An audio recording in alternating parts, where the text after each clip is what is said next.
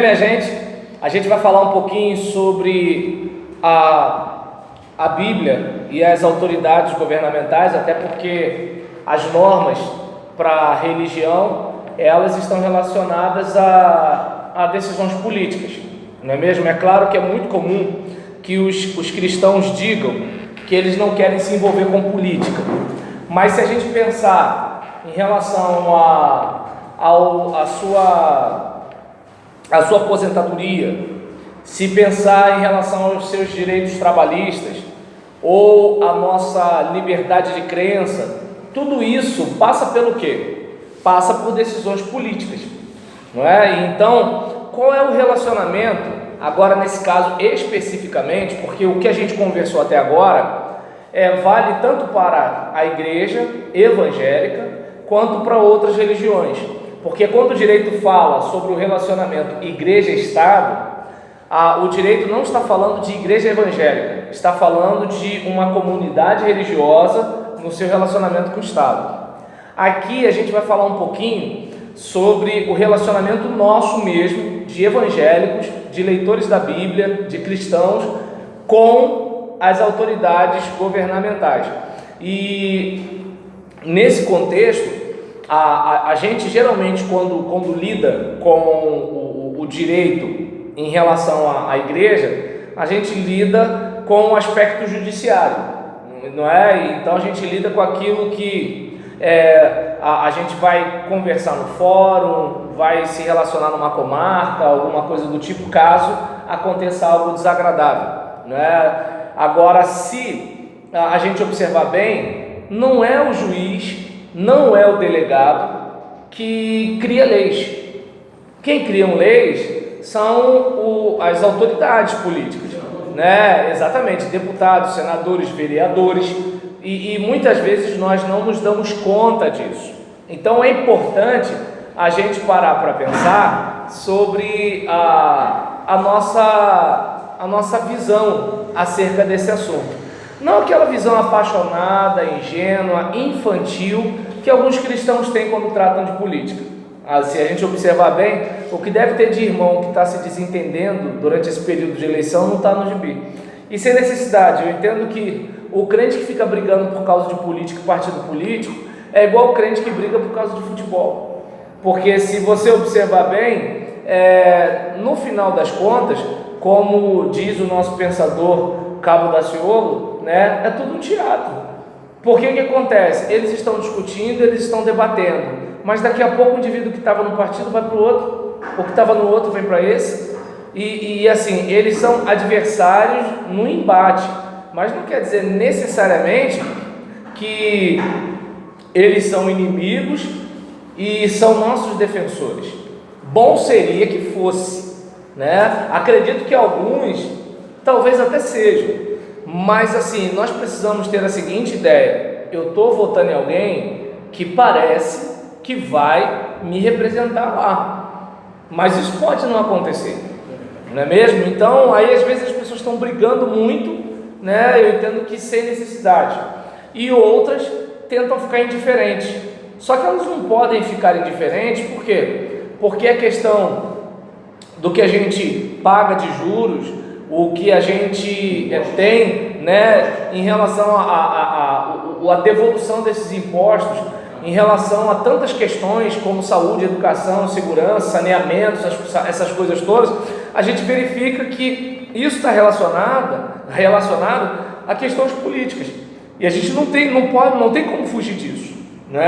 Até mesmo porque há países que por decisões políticas fizeram com que algumas leis fossem até injustas com a religião cristã. Então a gente precisa ter isso em mente. Não que a gente vai confiar na política como quem faz da carne o seu braço, porque aí seríamos malditos, né? Bem-aventurado é o varão que confia no Senhor, cuja esperança é o Senhor. E maldito é o homem que confia no homem, né, que faz da carne o seu braço. Mas agora a gente precisa olhar para a política como uma ferramenta, como a gente faz com o dinheiro, como a gente faz com a popularidade, como a gente faz com uma chave de fenda. A gente faz uso, né, de algo, né, para a gente atingir um determinado fim. E aí Eu vou pegar, é claro que assim, eu desconfio, né, que o Rodrigo Rossi não assista meus vídeos, porque se ele visse esse autor, ele talvez fosse fazer até uma crítica, né, um pouco ácida no meu vídeo, né, porque é um autor conservador, o Wayne Grudem, e o Rodrigo a gente sabe que não é nada conservador. Então, vamos lá. Mas acredito que o professor Rodrigo Rossi tem gente mais inteligente para ele assistir. E aí, vamos pensar o seguinte: de acordo com o Wayne Grudem, quanto à questão de Romanos 13 e 1 de Pedro 2, é importante a gente pensar na existência de passagens bíblicas específicas que ensinam a respeito do governo. É um argumento para a gente pensar numa influência cristã sobre o governo. Mas eu não sei se dá para perceber que a nossa influência, ela é muito mais dada no relacionamento do que na caneta, né? Porque, como falamos aqui, as leis não mudam as pessoas, mas as pessoas, ao se transformarem, elas acabam transformando as leis. E aí a gente verifica que existem coisas que hoje são legais, que há um tempo atrás não eram. E algumas coisas que hoje são ilegais, amanhã podem se tornar legais, né? Então é importante a gente ter isso em mente. E aí, vamos pensar. Deus colocou na Bíblia, Romanos capítulo 13, versículos de 1 a 7. E 1 de Pedro, capítulo 2, versículos 13 e 14. Quem pode ler aí, por favor, Romanos 13, versículos de 1 a 7?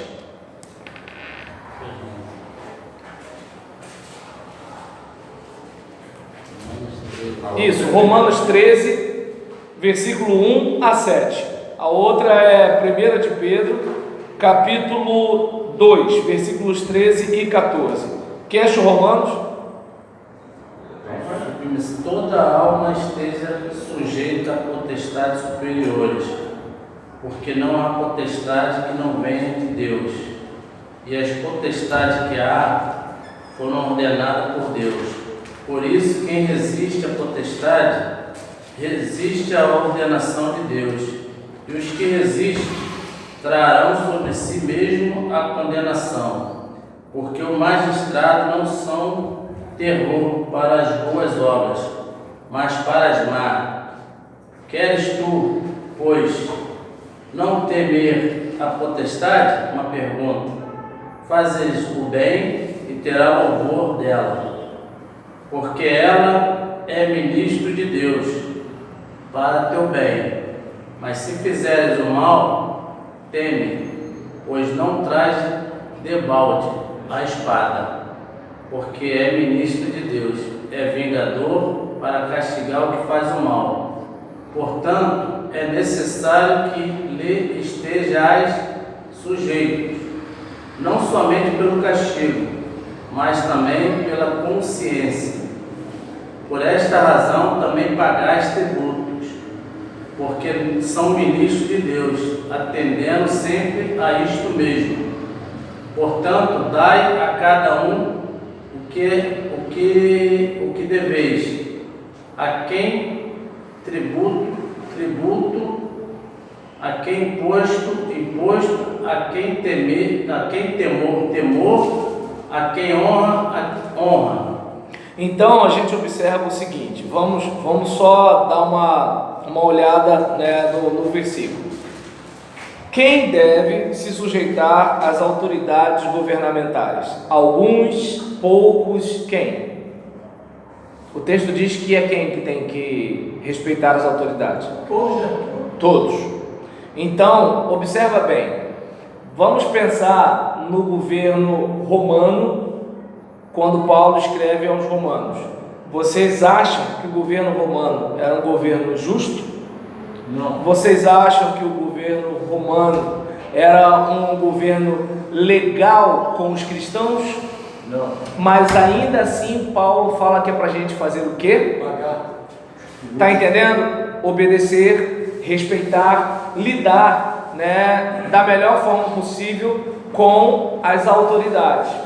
E aí, é claro que vai ter cristãos e cristãos em relação a essa postura. Tem gente que vai dizer que isso aqui não tem nada a ver, mas para quem acredita que tem alguma coisa a ver, o texto recomenda que todos sejam sujeitos às autoridades. Por quê? Porque não há autoridade que não venha de Deus. E aí, eu não sei se vocês lembram, quando Pilatos vai conversar com Jesus, e Pilatos fala: você não sabe que eu posso até livrar você dessa situação? E Jesus deixa claro para ele: olha, você não teria nenhuma autoridade se do céu não lhe fosse dada. Então, eu não sei se dá para perceber que o próprio Jesus reconhecia uma autoridade governamental.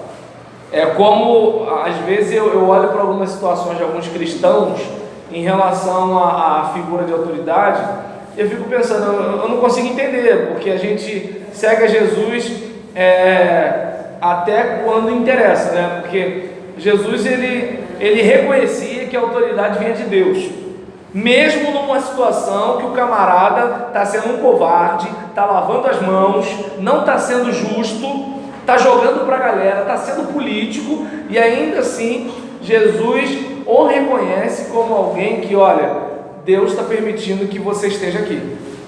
Ia falar, Rogério? Não, eu até estava vendo os vídeos que o senhor falou para eu ver. Sim. E nessa palestra estava exatamente isso, pastor. Quando o pessoal falou assim: não tem que pregar nada, melhor obedecer a voz, obrigado primeiro a Deus do que ao homem. Isso. E nessa questão, pastor, o que fazer? Mas aí é quando a autoridade humana, né, está se contrapondo à autoridade divina. Nós que somos cristãos, nós entendemos que é nosso dever pregar o Evangelho. Então, mas olha a diferença. Quando as autoridades proíbem os discípulos de pregarem o Evangelho, os discípulos falam o quê? Importa que é melhor obedecer a Deus do que aos homens.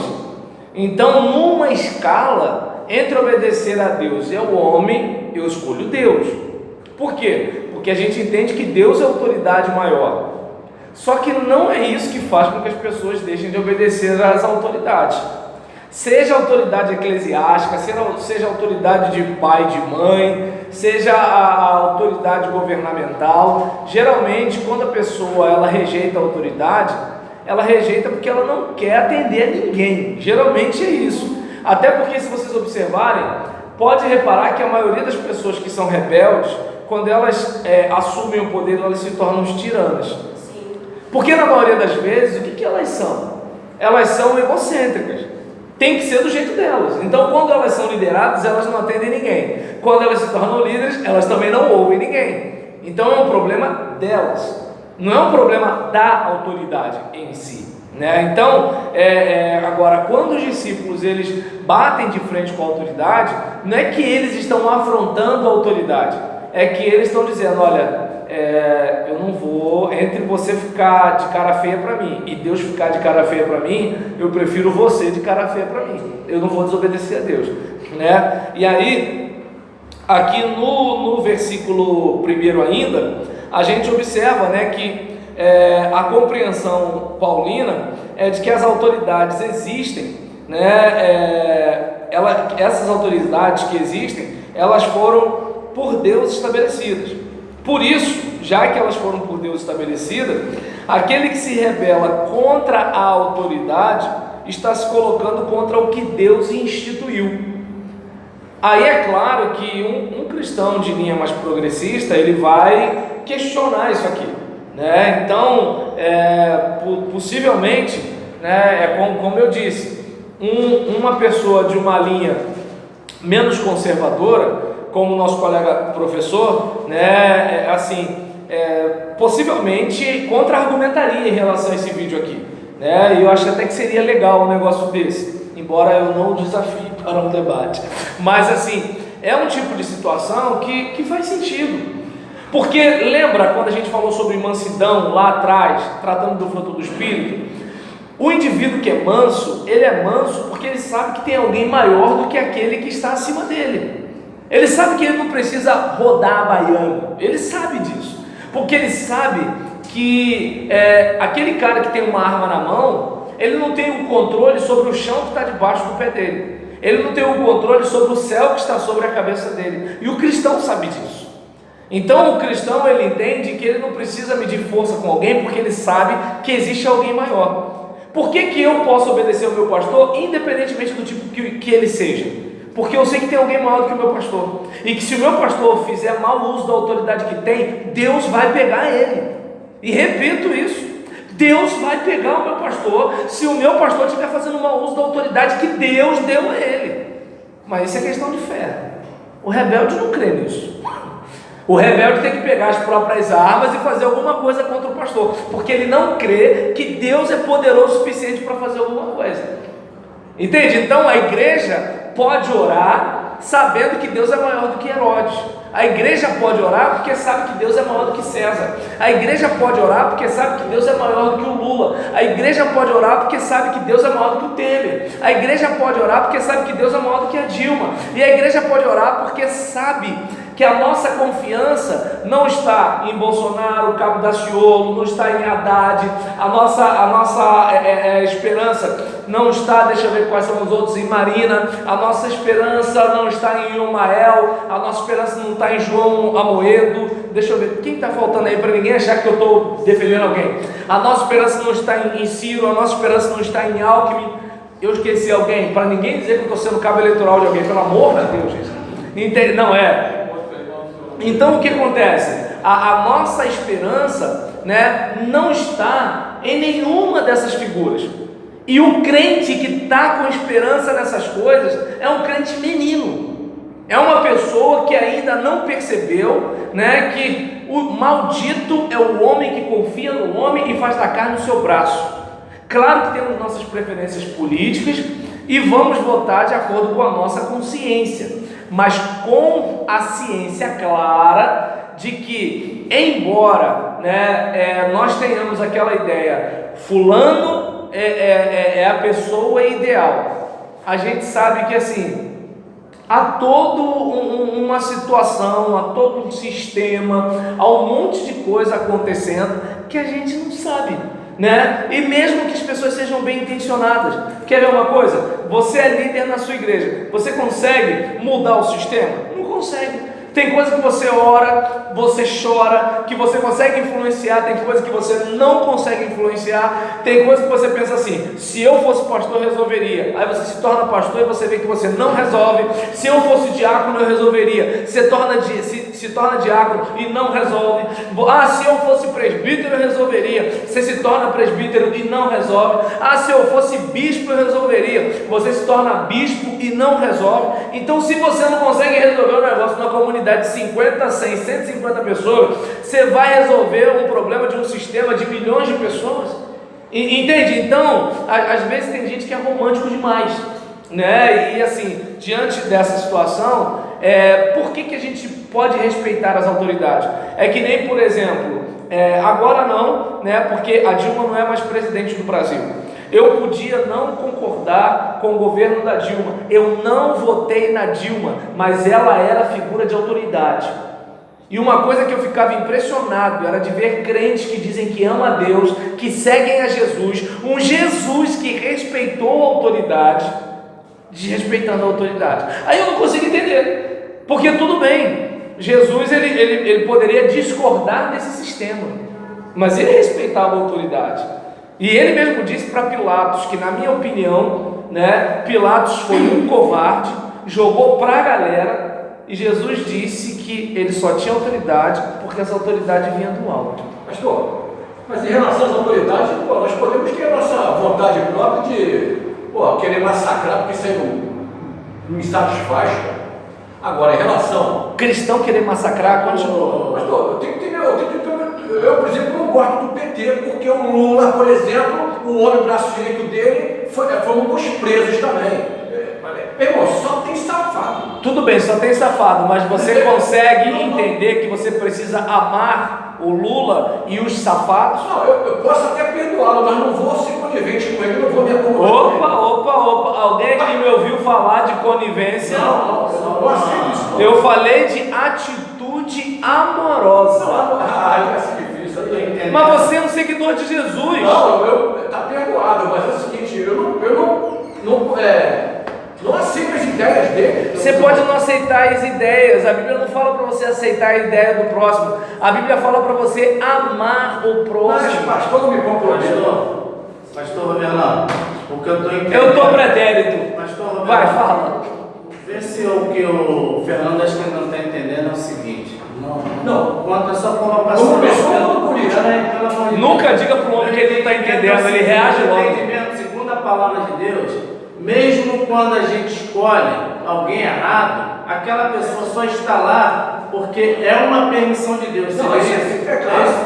É claro. É isso, cara. E a autoridade, de acordo com a Bíblia, é uma autoridade delegada. Então, por exemplo, eu não respeito o meu professor só porque eu quero passar de ano. Eu respeito o meu professor por uma atitude cristã. Ele é uma autoridade. Eu não respeito o meu pastor porque meu pastor é gente boa. Eu respeito o meu pastor porque ele é uma autoridade delegada. Entende? Os cristãos progressistas podem me descer a bordoada por isso que eu estou falando, mas é uma questão de fé. Eu creio que Deus é maior do que qualquer um, e que o indivíduo que está fazendo mau uso da autoridade, cedo ou tarde, vai pagar caro por esse negócio, seja professor, pastor, político, o raio que o parta. Entende? Então o que acontece? Só que o meu papel é o quê? Você fez uma maldade, você vai pagar a conta. Agora, a minha atitude em relação a você tem que ser uma atitude amorosa. Eu sou um cristão. E se você hoje está pagando pelas coisas más que você fez, eu não posso tripudiar de você, debochar de você, porque isso não é uma atitude cristã.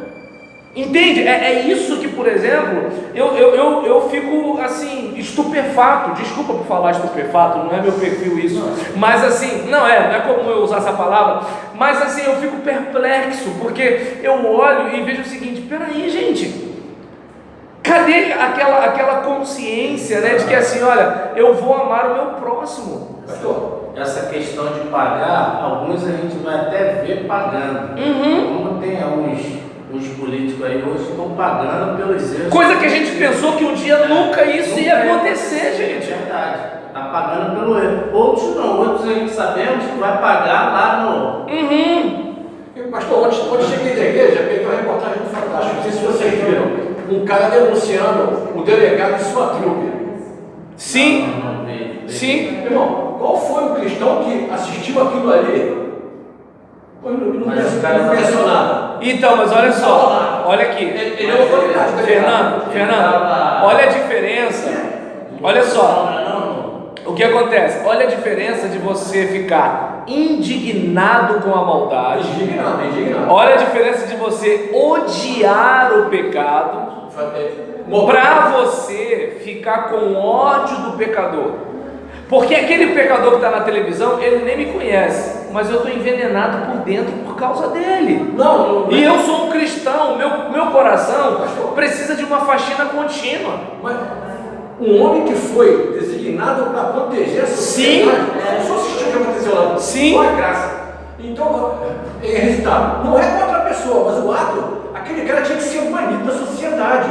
Ele tinha que ser, vai ficar numa cadeia a vida inteira, toma a caneta dele, toma salada, toma tudo, mas isso não acontece. Isso, ele hoje está voltando à delegacia. Eu entendo o que você está dizendo, e a gente, lembra, bem-aventurados sois vós, né? A Bíblia fala o quê? Que nós somos bem-aventurados quando nós temos fome e sede de justiça. Isso é correto. O que a gente tem que ter, entende? O que a gente tem que ter cuidado é que é o seguinte: precisamos odiar o pecado e amar o pecador. Porque envergonha a gente. O que acontece? A gente, é claro que, olha como é que é o negócio. Eu não estou dizendo que a gente sempre vai conseguir odiar o pecado e amar o pecador. Mas mesmo quando a gente tem dificuldade de amar o pecador, a gente precisa lembrar que é nosso dever cristão amar o pecador. A gente não pode se conformar com a nossa dificuldade de amar o pecador e justificar a nossa falta de amor ao pecador. Entende? Nosso ódio precisa ser contra o pecado. A gente precisa lembrar que os pecadores são bucha de um tal de Satanás. E eu não vejo nenhum crente com bronca do diabo. Eu vejo crente com bronca de outro crente, eu vejo crente com bronca de ímpio, eu vejo crente com bronca de governante, e eu não vejo crente com bronca do diabo, lutando contra o diabo, se santificando porque não quer dar gostinho para o diabo, está entendendo? Dizendo não para o diabo. Eu não vejo isso. Eu vejo crente querendo detonar crente, mandando indireta para crente no Facebook, usando de política na igreja para prejudicar crente, boicotando o trabalho de crente. Eu nem falo de crente com quem não é crente, eu falo de crente com crente. Então a gente não pode justificar a nossa pecaminosidade. É claro que, por exemplo, o camarada usa do distintivo, né? É como, não vou muito longe, vou pegar o caso da gente mesmo. A maioria das blitz que param a gente no trânsito não é para segurança, é para ver se a gente pagou o IPVA. Então, ou seja, a gente percebe, né, que a pessoa que anda não vou dizer que anda direito porque está devendo o IPVA, mas não está devendo porque quer, entendeu? Então o que acontece? A pessoa, né, que não mata, a pessoa que não rouba, a pessoa que de repente só está com o carro porque tem dificuldade com o ônibus em determinado horário, porque o transporte público é de má qualidade, e aí a pessoa está na marra usando um carro para poder pelo menos viver razoavelmente. E aí essa pessoa de repente pagaria mês tal, mas no ano seguinte mudou a data, mudou o prazo. E aí o que acontece? Passou o vencimento na primeira semana, 2 dias depois do vencimento, estão te parando lá. E enquanto tem gente criminosa que faz e acontece por aí, e essa gente está aí, está por isso mesmo. Então, eu fico indignado com isso? Claro que fico. Só que eu não posso odiar aquele policial corrupto, eu não posso odiar o governo que, por exemplo, está tirando dinheiro da população com essas multas, tirando de gente pobre, enquanto, por exemplo, a viatura que te para, às vezes não está numa situação regular, entende? Uma autoridade que não devolve em benefícios o imposto que cobra. É claro que assim, isso me deixa indignado, só que ainda assim, eu creio que há alguém acima dessa gente, e essa gente vai pagar, se não for aqui vai ser na eternidade. E aí qual é o meu papel? Lembra de Estevão quando é apedrejado? Senhor, perdoa-lhes, eles não sabem o que estão fazendo.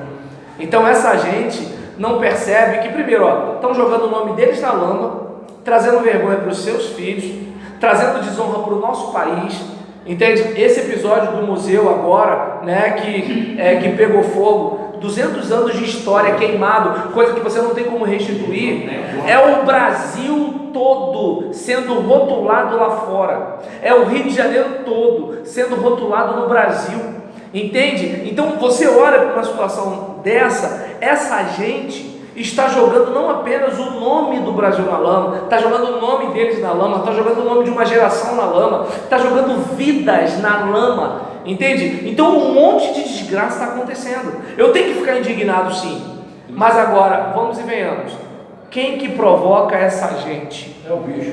E aí eu pergunto, cadê crente para se consagrar mais para lutar contra o bicho?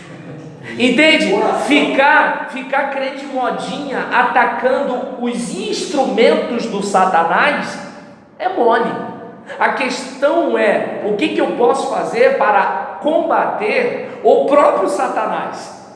Só que para combater o próprio Satanás eu não posso ter ódio de quem Satanás usa. Para combater o Satanás eu preciso respeitar a autoridade. Para combater o Satanás eu preciso obedecer à autoridade de Deus. E uma coisa, quem obedece a Deus, obedece quem Deus mandou obedecer. E Deus mandou a gente obedecer a autoridade. Deus mandou obedecer pastor. Deus mandou obedecer pai e mãe. Entende? E os crentes da nossa geração não são assim. Meu Deus. Entende? Aí eu pergunto, a gente querendo o que a gente quer, aí complica, né? Perdão, Cláudio estava pedindo a palavra, mas todo mundo que falou só falou sem pedir, né? Mas continua assim mesmo, vai. Não, a questão que eu estou falando, a situação que eu já passei, às vezes nós nos colocamos como se fossem superiores às outras pessoas. Esquecemos que lá atrás nós cometemos pecados e às vezes até pior do que aquela pessoa que nós estamos apontando o dedo. Na questão até de, lembrando a questão de Daniel. E só um instantinho, desculpa te cortar, a caneta da empresa não é nossa. Mesmo que a gente pegue uma caneta Bic, não é nossa. O clips da empresa não é nosso. O elástico da empresa não é nosso. A impressora e o papel da empresa não é nosso. E a gente está falando dos políticos, continua. Até na questão de Daniel, por exemplo, Daniel foi cativeiro. Ele se entrou numa situação sendo, vamos dizer assim, cristão. Ele pediu, a gente sabe da história, pediu para comer. Ele foi um servo de Deus. Mas se fosse obrigado a passar por aquilo, ele iria passar, mas reconhecendo a autoridade de Deus na vida dele.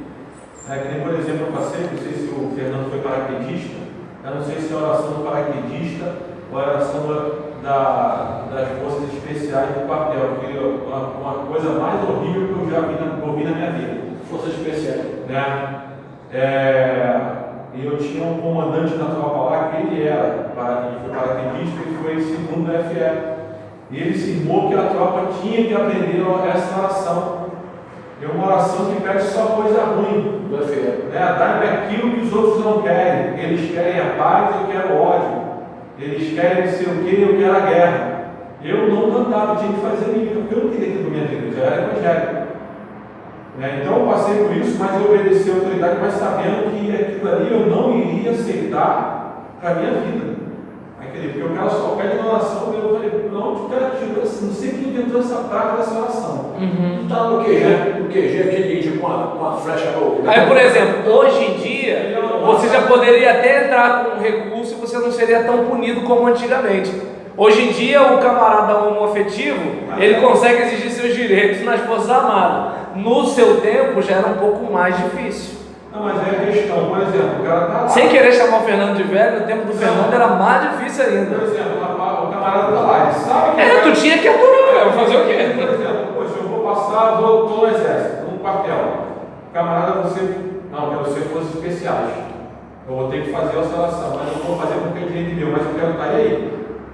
Você está entendendo? Então, aí tem evangélico que quer ter Eu estou entendendo. essa direção, mas quer que... Ou seja, não é obrigado a ser forças especiais, é obrigado a servir, eu estou entendendo. Eu quero ser, vamos dizer, o cara quer ser forças especiais, vai ter que passar por isso tudo. Vai ter que passar pelaquela cerimônia que eles fazem lá, a cerimônia que às vezes a cerimônia é diabólica mesmo.